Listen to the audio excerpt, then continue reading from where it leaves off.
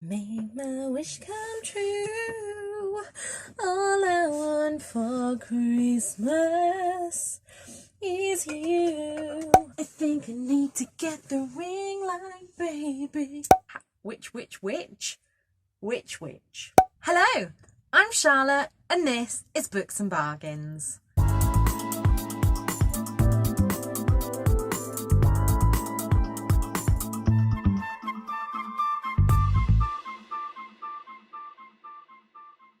Today I'm coming to you from a big cozy hoodie because it is cold.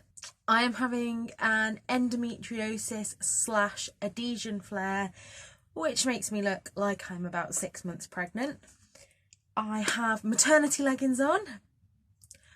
And today we're actually going to talk about disability representation in books. Oh, my hoodie is actually from Claudia at Spinster's Library. And it just says reader, cat lady, feminist. And yeah, it's beautiful. It is cozy. I'll leave links below. So like I say, today we're doing a video on 5 books with fantastic disability rep. Now, I have had this video planned for, I would say, a good kind of 3-4 months. And a couple of weeks ago, Kaz from Cats and Cameras posted a video and I thought, oh no, I bet we're going to talk about the same books. And actually, no, we're not. I have here 5 books that weren't mentioned in Kaz's video, and I will leave her channel. I never know which side it is that the cards go, but whichever side it is, I will leave it linked. And let's just get into the video. So I'm going to start first of all with the book that I don't have a physical copy of, and that's because the physical copy is not out until March next year, I think. But the Kindle edition should either be out as you see in this video or out soon, and that is Love in Lockdown. I've already talked about this. I really enjoyed this book. I was sent a copy via NetGalley, and both of our main characters have some kind of disability, and it's really showing what people with chronic illness kind of decisions they have to make, especially within the context of the lockdown. Our 2 main characters, and I can't think of their names. This is what happens when you read so many books, but female protagonist has epilepsy and is working as a school teacher, and male main character has kidney failure and is therefore shielded. And they were just both written so well. Obviously I don't have either of these diseases, so can't really speak too much from an own voices perspective on them, but I just really enjoyed how it was done. I've totally forgotten what I was saying about Love in Lockdown because my husband came upstairs. But I think what I was saying is that I really liked the portrayal of 2 fairly young characters with chronic illnesses, and throughout it, how their mental health was affected as well. I'm not specifically including mental health books in this because I want to do a separate video with books about mental health. So that is what I wanted to say about that. Now, the next book is also quite timely, and that is The Christmassaurus by Tom Fletcher. Now, and you can probably see from the back there if I hold that up, our main character, William Trundle, is in a wheelchair, and that doesn't really affect, well, it doesn't affect anything that he can do in this book. And it's just a really magical story about him meeting the Christmassaurus and the meanest girl in school, possibly the world. And I just think that we need, especially in middle grade and children's books, more representation of disabilities. We need more characters with disabilities in books, and like I say, especially middle grade, that are good people, because it's the same with fat representation. I think a lot of the lazy old stereotypes of the bad people are fat, ugly, disfigured, and the good people are thin, blonde, you know what I mean? And able-bodied. So yeah, that's what I want to see more from middle grade. So if you do have any middle grade suggestions that do have characters that are differently abled, let me know in the comments below. There is a second book out now, The Christmassaurus and the Winter Witch, which I do have on my TBR for either this month or next month.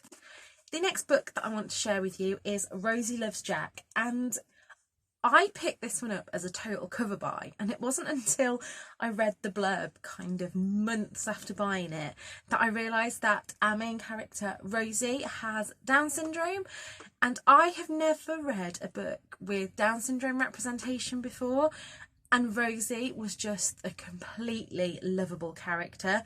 Don't be fooled by the cover of this one. This isn't a fluffy YA. I thought it was going to be.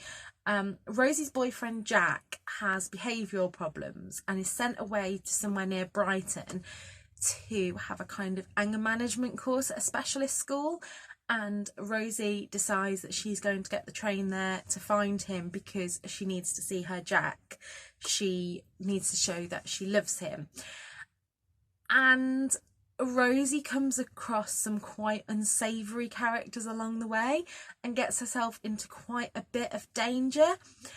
And Mel Darbin, the author, has worked in special schools with people with Down syndrome, and she really showed the range of characters in here. There's a boy near there's another boy that they meet with Down syndrome, and I can't remember what his name was, but it really does show that you can't just stereotype everyone with Down syndrome with the same brush, that there is a real spectrum of needs. And yeah, Rosie just really wants to carve out her independence in the world, and I would definitely recommend picking up that book. Number 3 on my list, I'm sure you won't be surprised to see, and that is Get a Life, Chloe Brown by Talia Hibbert. I read and loved this year. Again though, don't be fooled by the cover. This is not a fluffy YA. This is very much an adult romance. It has some very not safe for work scenes, which I bloody loved.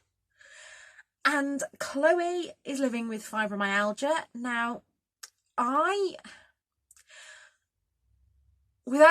long story short, a few years ago, my GP did think that I had fibromyalgia. However, we're now not sure if it is a fibromyalgia or just caused by all my other chronic illnesses. However, I can definitely relate to Chloe in this book in the way that she has her bad spoony days, and the way that she feels about that, and the way that she struggles to kind of live a normal life, and how she struggles to let people in. At the beginning of this book, Chloe has a near-death experience, and she writes a list of things that she wants to do to get a life, hence the title. And I just fell in love with Chloe. She definitely, Talia Hibbert herself is a spoonie, and she got it.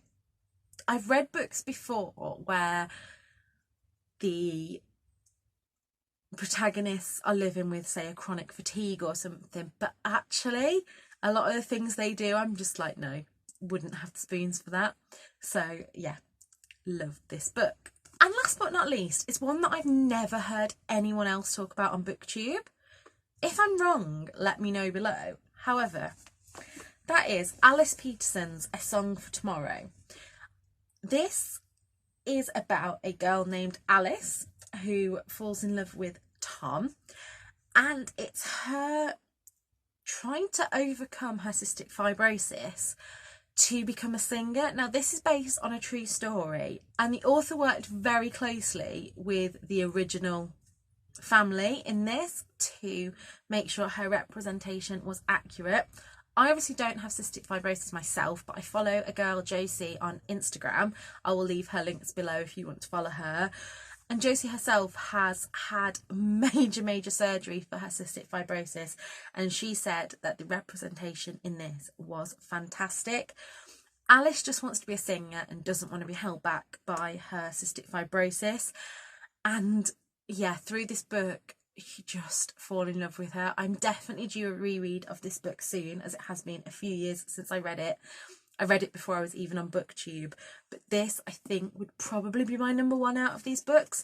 So if you haven't already read it, I I say that you should. I hope that you have enjoyed that video. As I said, I'm feeling a little bit fatigued myself today due to this flare up. So if anything doesn't make sense, I apologise.